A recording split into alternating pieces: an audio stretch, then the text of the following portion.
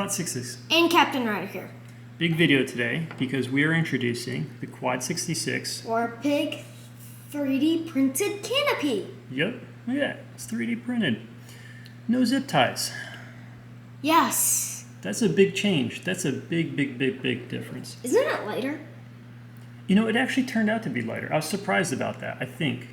So we'll get into that though. So with the canopies, these are available already for free. At least the files are. Whoa. Cool. Yeah. So down below, check out the link down below. Down below in the description. Down in the description. Under the drone, not in the air. No, underneath.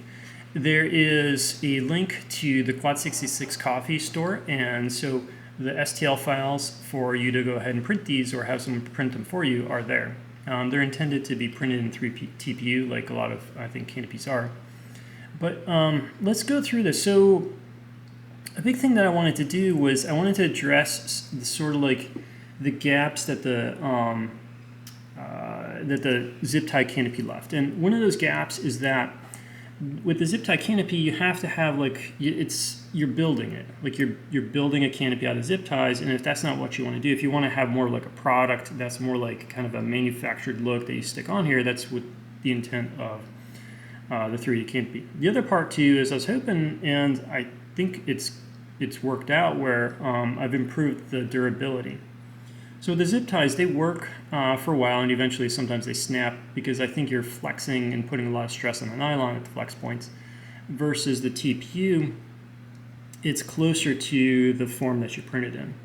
So innovation, or things I wanted to do with this. One of the big things I wanted to do is, like the zip ties, I wanted to keep it up off of the flight controller. So, Ryder, you see how this flight controller, the screws are in the middle? Yes. And the canopy, how instead doesn't mount to the screws, it mounts to the frame up front. And it does use one of the screws in the back, but with the one on the back, that's not receiving a lot of stress because it's just holding a little bit of tension. And so in a crash or something like that, you're not stressing that screw. And so what that does is that I can... And it's flexible too, so it could just crunch like that. Yeah, the TPU material is very nice and flexible. And because you have this big arch, it's stable yet flexible. But what that does is it lets you use nylon screws, which I like because they're lighter. If you mount the canopy straight to the FC mounting screws, then you got to use something stronger in the screws. You got to use steel, and that adds a lot of weight, and I don't like that. The other part I wanted to do was to print these flat. And so this is how this prints out. And then what happens is, to put it on, it wraps around and it wraps on like a band. Now that isn't really an innovation. I actually saw that Tomaquads did that on one of theirs. I think it was like a Sidewinder canopy or something like that. But I did add some things which I think are some innovations here, where so this notches on, so this bottom little notch right here slides on to that front part of the carbon fiber. And as it wraps around, you see these little arms right here? See those? Mm-hmm. So as those wrap around, those arms fold behind the frame and grab it like that. And that's what gives a lot of stability down in the base there. Then as this comes around, it wraps around all the way to the back, and there's a little hole here, and this is the one little fiddly part, because you gotta line up the screw hole.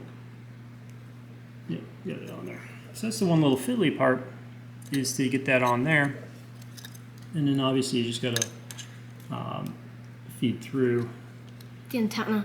Yeah, the antenna. So I made a little friction mount, and I might want to make that a little bit tighter. But so there's a friction mount to hold your VTX antenna, and then this hole back here serves two purposes. One is if you have a if you want to get to the screw, you can put a screwdriver down through there.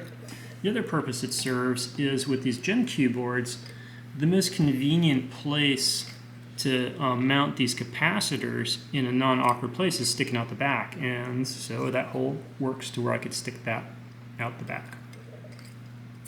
So style-wise, I kind of went with, to me this looks kind of like an industrial age or maybe like steampunk-ish kind of look, with kind of a flat band and these rails to kind of give it the structure and substance. There are a couple different versions. So let's get into some of the downsides. The plus sides are you print this out, it's very durable, quite light. Let's talk about the weight, because that's a good feature. Let's throw this on there.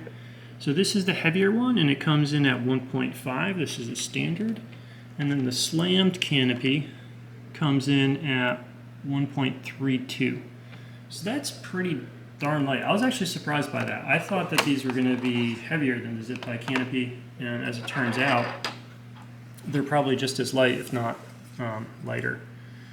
So I've got a couple of versions. This version is the slammed version. This one is specific to use this smaller, this is that 199C camera from LDARC. It's got a smaller size. Hold up too so you can see the difference.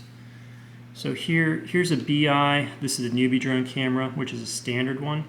And you can see the 199C, it's a little bit smaller, it's a lower profile. Height-wise, it's the same, or lens length is the same, is standard. So with this canopy, this is actually one of the earlier versions I did, and it just worked out so well with this, where I can get that camera super low, plenty of clearance from the props, and this is the backyard basher because it keeps the camera down low, out of harm's way, and it's a smaller canopy, slightly lighter, and it's just nice and slammed down. The standard canopy,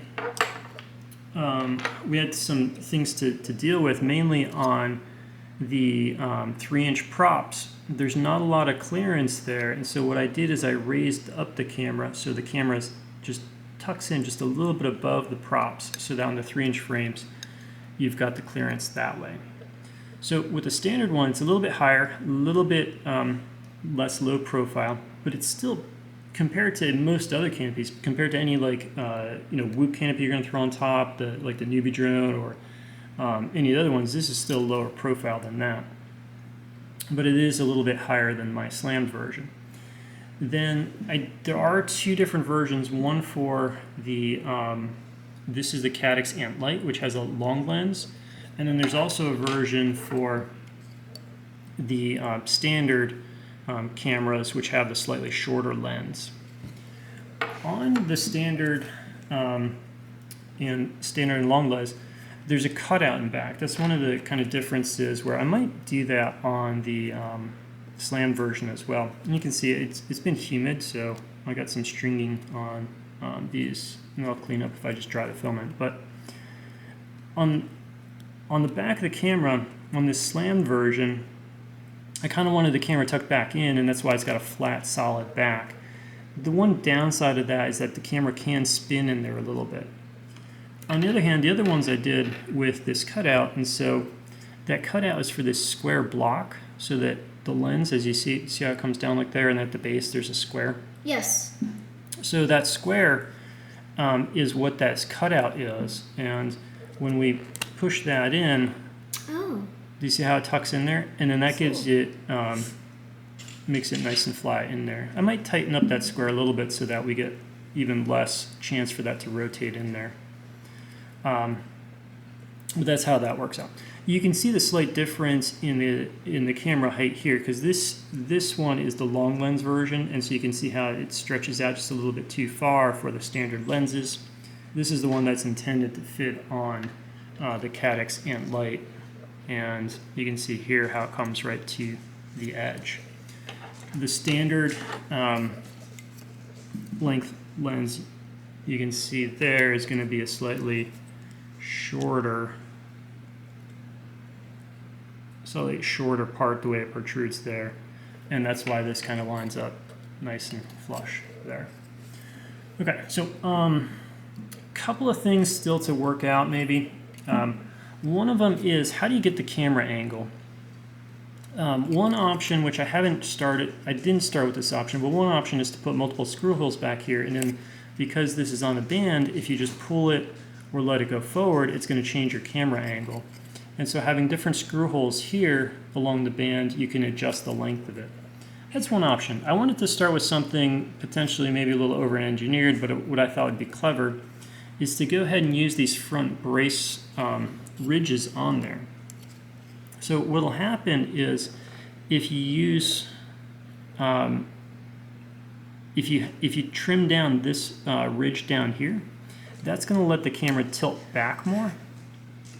Versus up here, if you trim down this one, that'll let this flex earlier.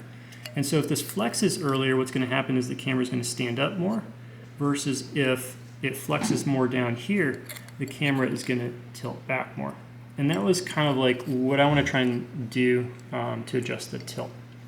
Now, I designed these just kind of off the start to where it's the angle I like. And so on both of these, both the slant version and the standard, I'm getting the camera angle that I like flying. This is what I'm comfortable with, but I want to give some adjustability there. One issue I've been dealing with here a little bit is clearance in back of the camera. So if you can see, when I push this back, that camera doesn't have very much room to move before it starts bumping into the front of the board. So to use these canopies, what you're going to want to do if you're using the whoop style board and you're mounting it diamond shaped, you want to slam this board down pretty low. And so what you can see here is I used the standard gummy with the thick side on the bottom, but I took that gummy straight down onto the carbon fiber frame. I didn't put a nut underneath it. The nylon nut is only underneath the frame, and to keep the board down nice and low. The other thing you can do is if you really want to modify things, I don't really suggest is you can just snip off that corner to give yourself a little bit more room to tilt back. The other options to give more room there obviously is to push this out, but I didn't want to redesign the frames just to get a canopy on it. And I also don't want to take the camera up much higher, because the higher you go here, the more you're going to have instability and jello and issues like that. And so I wanted to keep the camera at a reasonable height. And so I think this is going to work well enough for most people, but if the feedback is that people want some extreme camera tilt, I can do some things to work on that. That may be, I think the best answer may be a different frame where we actually go and move this out, but instead of, on this 3-inch frame, instead of dealing with a 120 millimeter frame, it's going to bring it up to at least a 122 or maybe 124 frame, which is getting into sizes that I would like to avoid, because I want to keep this as, for backyard flying, things like that, you're just getting into kind of a big size frame. So that's the introduction of the zip tie canopies. I think. Not the zip tie canopies. Yeah, the printed canopies. Sorry, I'm talking too long. But yeah, I think that's kind of like a new chapter for Quad 66. Yeah. What do you think? Pretty good. Pretty good. And you've got some. I've ordered up some orange TPU for you. Yeah. So we'll print yours up and get yours going here. Thank you. Sweet. All right. Till next time. Cheers.